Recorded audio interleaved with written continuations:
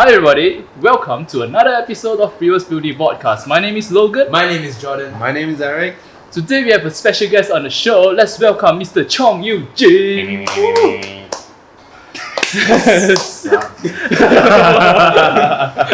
So Eugene, tell us more about yourself. What? You should know me. I've been for so many years. So what are you doing lately? Lately, working. Only work. Now what are you working as? Just say something lah. I really don't even know what my position is in the office. I record voices, I edit videos, I write scripts, I write articles. So, yeah. That sounds like video editor and Yeah. sound engineer. Yeah, it's like a blend of everything. So yeah. And I've been friends with these two since Sentosa days. And I just met Jordan today, so yeah. Okay. Sure. What? Okay, alright. Okay, so I guess you kind of understand who is Eugene here now. Nope. Today, we're gonna talk about how animated movies reflect us in real life. So, as kids, the things that we watch, Yeah. we cannot watch adult movies with the violence and the sex, although probably all of us are exposed to that.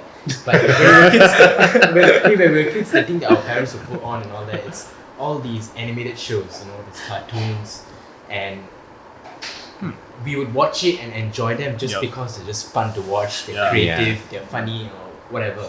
But as we grow up and as these blockbuster animated movies they come out in theaters and they make like billions of dollars in the box Right. office and all that, it's very clear that animated movies right now, they are just more than just children's favorite things to watch. It can be Yes. enjoyed by Yup. people now.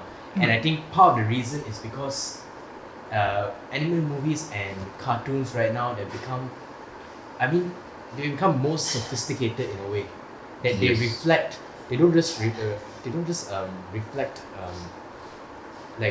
this childlike joy, this childish fun, but it can also reflect like real life adult values, Yeah. like how we Right. live our own lives. Sometimes politics, Yeah, there's a lot of these things being mixed around issues. Right. infused animated Yes. movies. So, especially I think one of the biggest aspects I think that it reflects us in real life animated movies is I think the characters. Right. I think the characters that they are shaped, they're no more just like there just for like slapstick comedy, or you see the like Mickey Mouse and Goofy running around and Right, playing right. themselves at walls. It's not that. These are very like three-dimensional characters, and I think one of the biggest recent examples we can think of is Toy Story 4. Yup.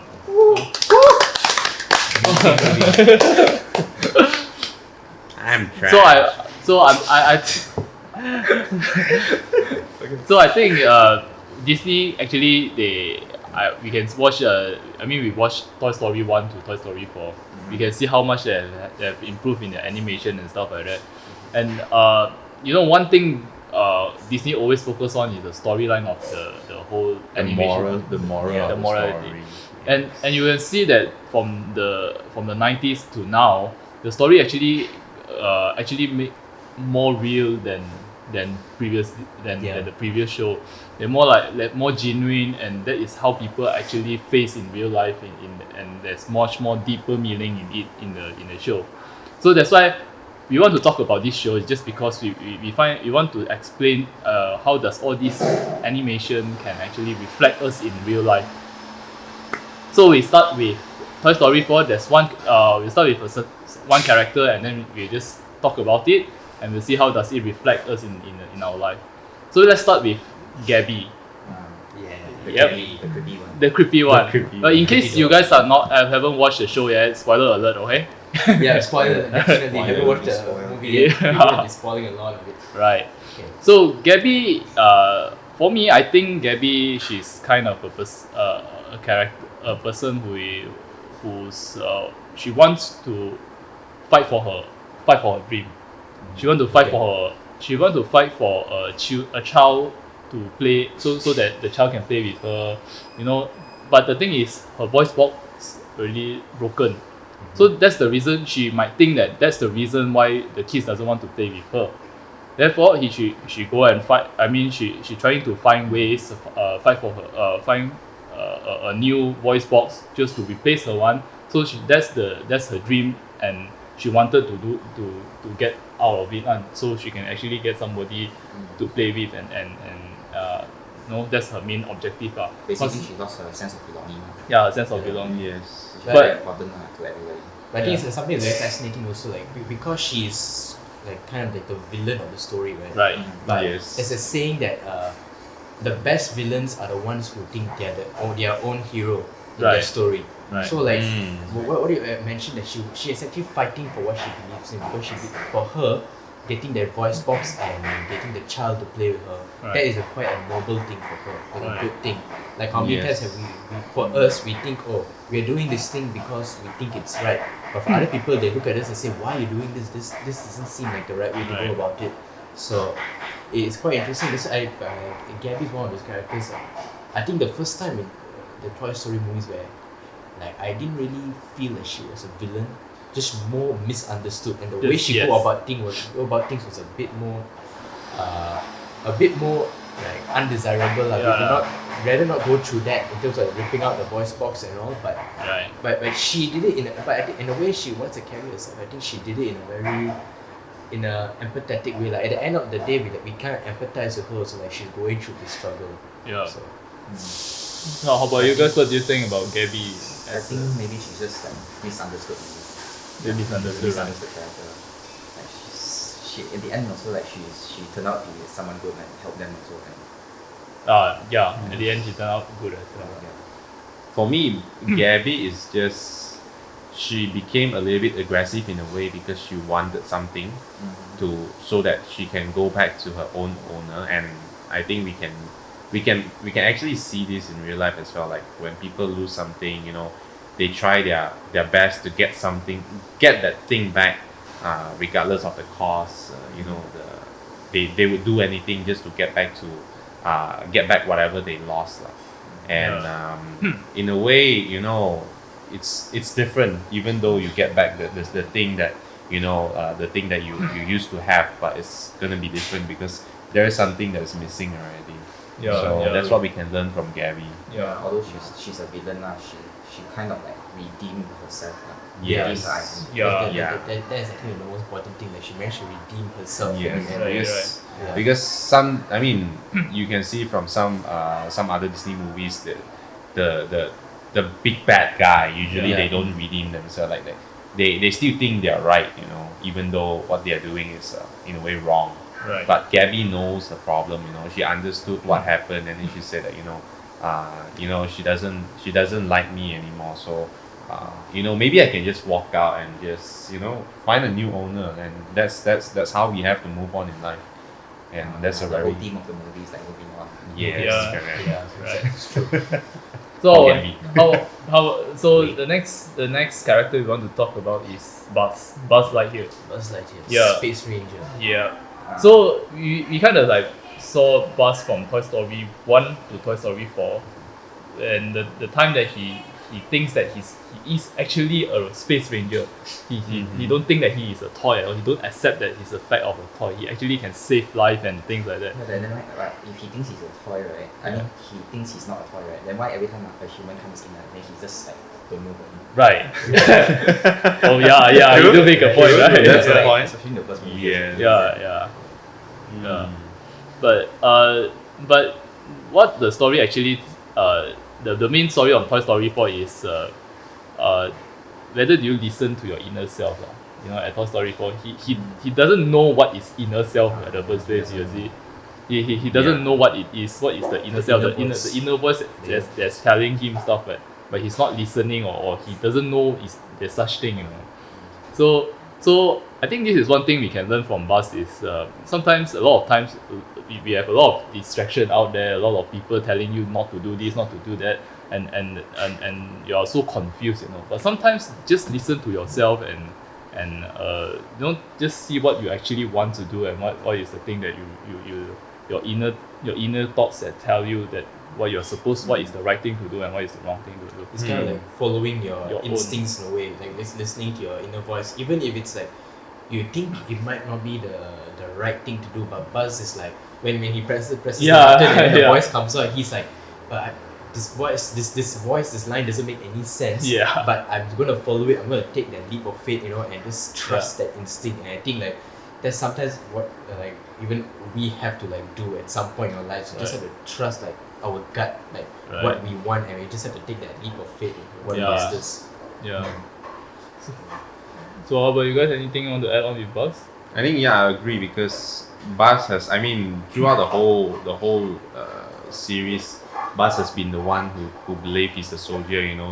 He thinks that he has only one task, and that's to save life and stuff like this. So he always think from the soldier way, right? He always So he only order, listening to order, but actually when there's no one there to order you or anything, he's lost in a way. He didn't know what to do, and then he decided to actually listen to himself. Directly. Directly, yes. But I think that's what we have. I mean, in real life, that's what we need to do as well, because if we are always listening to others, like we won't find ourselves, because we won't know what we really want until we actually listen to ourselves. By giving ourselves a chance. Yeah.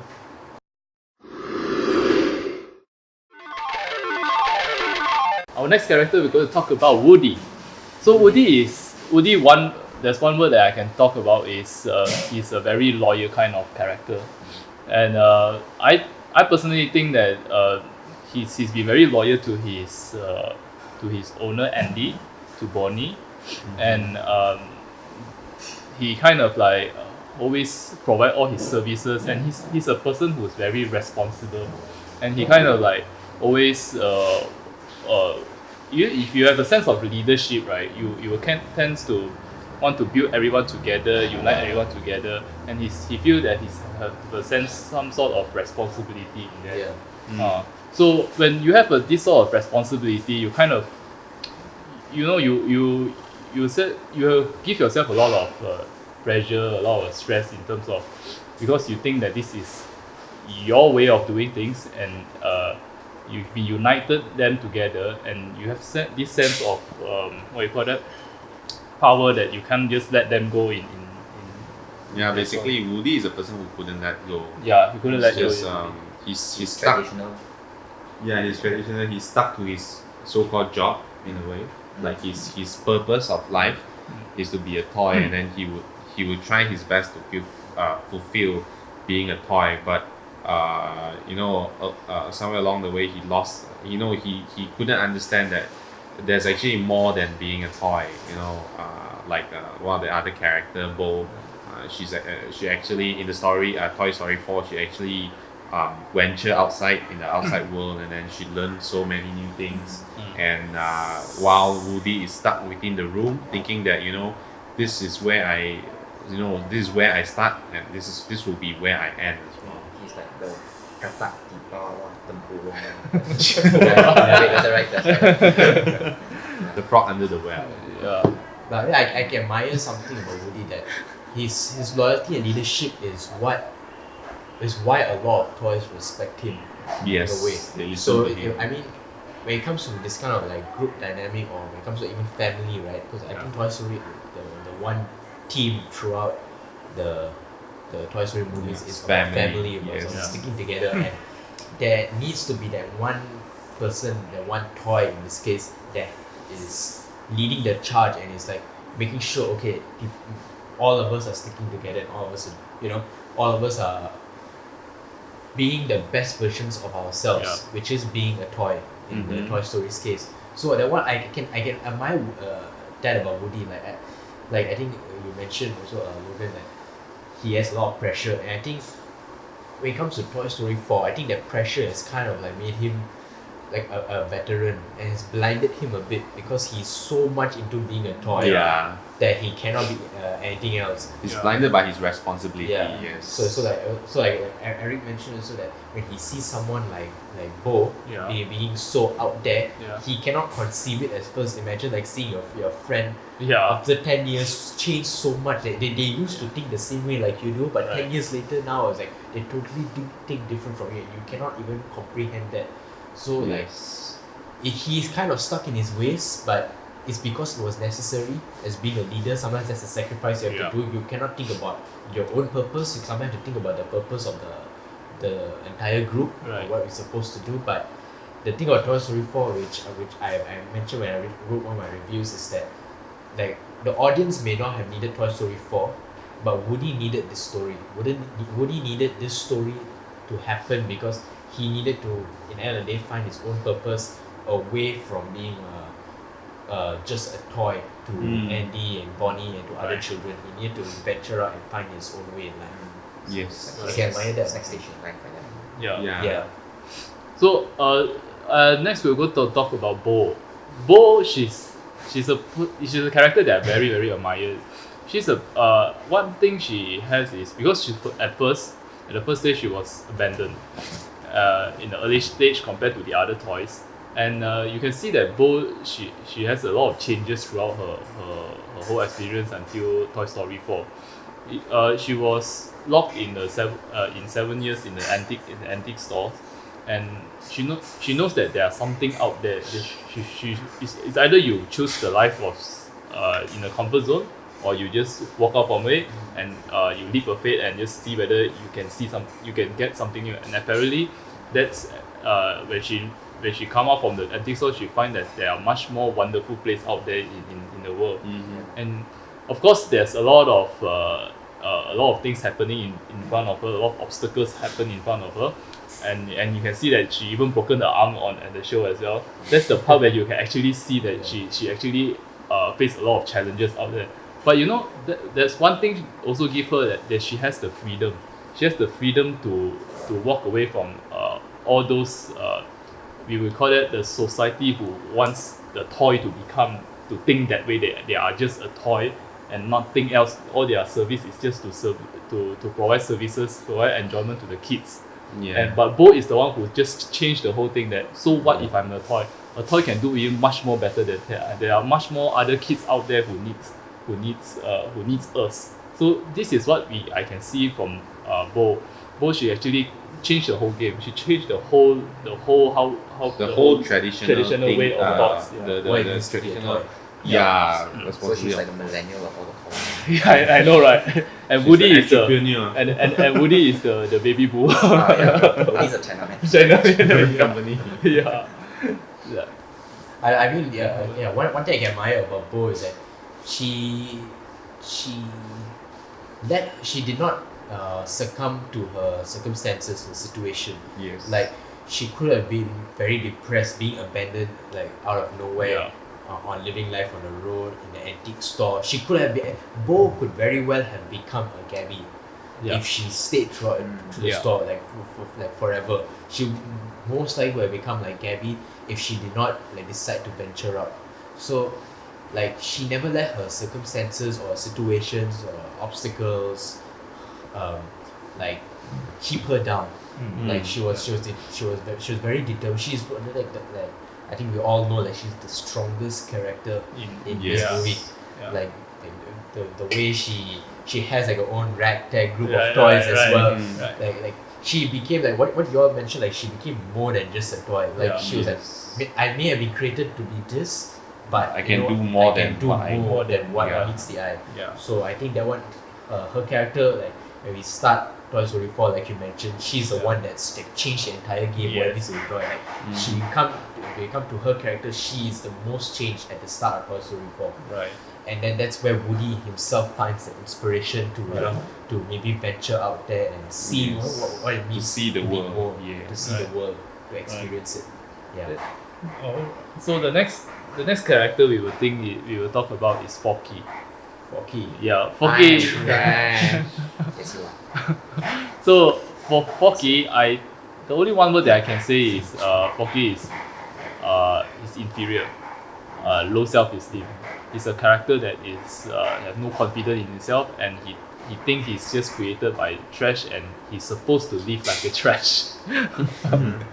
But if you know about Forky more, he actually created not just trash. It's all the little things that combine him to become a toy that is so special that Bonnie actually thinks that you are very special to me. you are much more special than all other toys out there, because I created you. Yeah. Although you are Very not point. very nice or very pretty, but you mean a lot to me. Yeah. That's what Forky brings to the owner, but he don't see himself that way, he don't see that how people thinks him that way, because he don't think that he don't think that he's supposed to be a toy. He's supposed to be a trash. Like he's so stuck Yeah. in his Yeah, ways. and yeah, he's so like- stuck to his way. Yeah. That's what I know about Forky. How about you guys? I mean, like, Forky, very interesting character, because like you mentioned, like he was made from different parts Yeah. of like trash, like when it comes to like real life also, like we all of us are made from like different parts of our lives, like whether it was family or Right. hobbies or the things we do. Yeah. All of these, when they're separate, they may not mean much, Yeah. but when you combine them together, combine them all together, they become you, your personality. What makes you more than Yeah. anything else? What makes you unique? And I think Yeah. Forky, he is combined with all his different things, but he doesn't realize his true value. Yeah. He's like Yes. you said, he still thinks he's Yeah. You just see trash. everything Yeah. as a trash. Yeah, Yes. but I think like what Woody does in the movie, like to help him, like Yeah. it's like, I think maybe what we need sometimes, when we feel we don't even know our own value, Yeah. we think we have low self-esteem, whatever we do is not enough, but sometimes we are like what Woody did was like, we need a little help, like people to help show us that Right. we have more value that we can offer. Yeah. So Yeah, I think the issue with Forky is basically how people look at him, because of he's basically a creation out of used items. They are not actually trash in a way, because they all serve their own use. yeah, Like a Spock is is a basically a cutlery, and then you have also metal wires and everything, glue and everything. Each of that part, they have their own use. It's just that after they are being used, they are being put somewhere, and then people will start looking at you as a trash, and that's how Forky believed himself to be trash. Right. And throughout the movie, after realizing that he's more than that, he actually has a purpose. He's actually useful to someone, to Bonnie, right? Yeah, when he found the purpose, then he stepped out of the thinking of him being a trash. Right. And that's what we all who have low self-esteem, with no confidence, we need to find that purpose in life, to remember that there's no one on earth is a trash. Everyone has their own value. Yeah. You just need to find where it is. Yeah. Yeah. I feel like just Forky just needs to break out of his inborn identity, like, Yes. Yeah. Correct. because he was born that way, it doesn't mean he has to live that way. Yes. Right, correct. right. If you're born poor, doesn't mean you have to keep to- yourself poor. Yeah. You can always Do do something more, about do it. something about it. about it. Yes. Yeah. I think at the end of the day, it's like Forky, he can learn to be better from others. Right. Like Yes. just as Forky learned from Woody how to be a toy, Right. like he's meant to be a toy. Woody learned from Bo what it means to be more than just a toy. Right. And it's like how the characters learn from each other is how we ourselves, the audience, learn from animation movies. That's Right. why like Yes. Correct. that is how, at the end of the day, how like animated movies reflect us in real life so well, because of the characters and the story that allow us to actually learn values, like proper human values, Right. just from cartoon characters generated out of like drawings or computer. Mhm. And it's amazing to think about, like we do not need to watch real people acting or real Right. people Right. acting in a Right. movie and all that. We can relate so much more to just cartoons and animation, and computer generated things, because at the end of the day, it's more than just the CGI and all that. Yes, It's about the yes. story It's and the about the characters. story. And like Toy Story, like all we were discussing here, is a really good example. Is because the characters are just built in such a three-dimensional way Yeah. that they are, in the end of the day, they are people. They have their own lives, their own struggles, their own stories that need to be told. And as an audience, we are there for the ride, Yeah, enjoy yeah. the ride, and to learn from them. Yeah. So it's very Yeah. fascinating. Now, before we end the show, we just want to kind of like see what the character actually relates to each of us. For me, I think Bo is much more related to me, because I never like to play games that people like to already plan for me. That's why I always like to take the challenge. I like to try new things. Even though I know that the rules tells you to do that, it's not that I'm not telling you to not follow the rules. It's just that there's a better way of that there are better ways. Yeah. There are better ways to do things as well. There's not always a fixed way of doing things. That's what I learned throughout during my working life. I find that there are many things. It's not only one way. You can do more than just Be daring. just be daring Yes. and just try new stuff. Of course, you will face a lot of challenge. I've been facing a lot of challenge as well. But you just learn throughout the process, and you sometimes you think about it, and you kind of find it quite fun for yourself as well. Okay. Yeah.